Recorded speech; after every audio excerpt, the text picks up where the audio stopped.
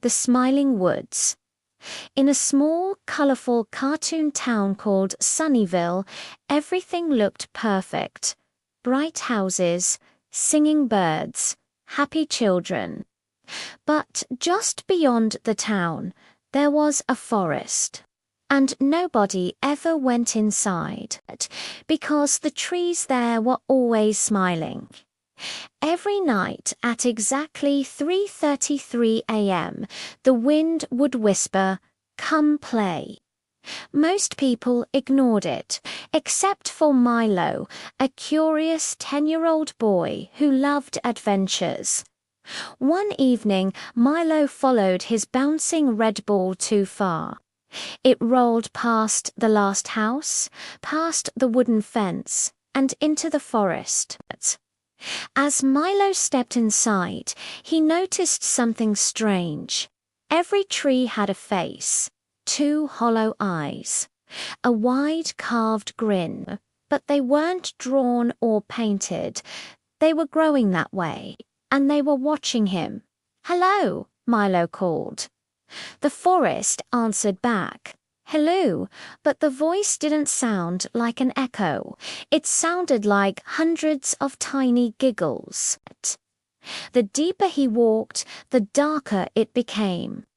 The colorful cartoon world faded into gray. Then he saw it, a small wooden sign, "Play Forever." Suddenly, the trees began to move, not walking, not running, but slowly, leaning closer, their smiles stretching wider. Sap dripped like black tears. Milo tried to run, but the forest floor felt soft, like it was breathing. Then Milo saw something hanging from the branches. Toys. Old teddy bears, broken bicycles, shoes. And then he realized they weren't decorations. They belonged to the children who had disappeared from Sunnyville years ago. A soft voice whispered behind him, "You dropped your ball." Milo turned around.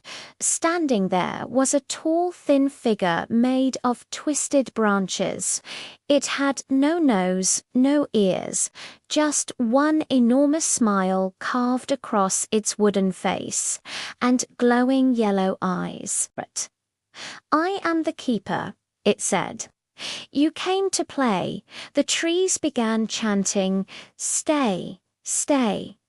Milo backed away, "But I don't want to play forever." The keeper's smile cracked wider. "No one does." Milo remembered something his grandma once said. If something smiles too much, it's hiding something. So Milo did the only thing he could think of. He stopped being scared, and he smiled back. A big, exaggerated cartoon smile. The keeper froze. The trees stopped whispering. "You can't smile," the keeper hissed. "Why not?" Milo said. "Isn't this a happy place?"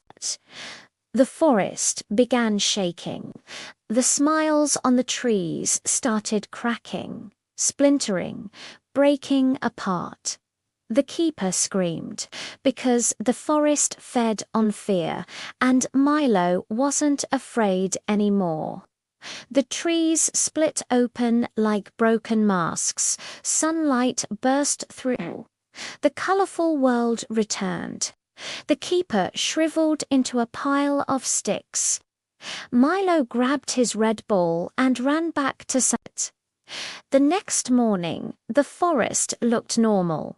No faces, no whispers, just trees. But if you walk there at night and look very closely, you might see a faint smile growing in the bark, waiting, and if you hear the wind whisper your name at 3:33 a.m., don't smile back.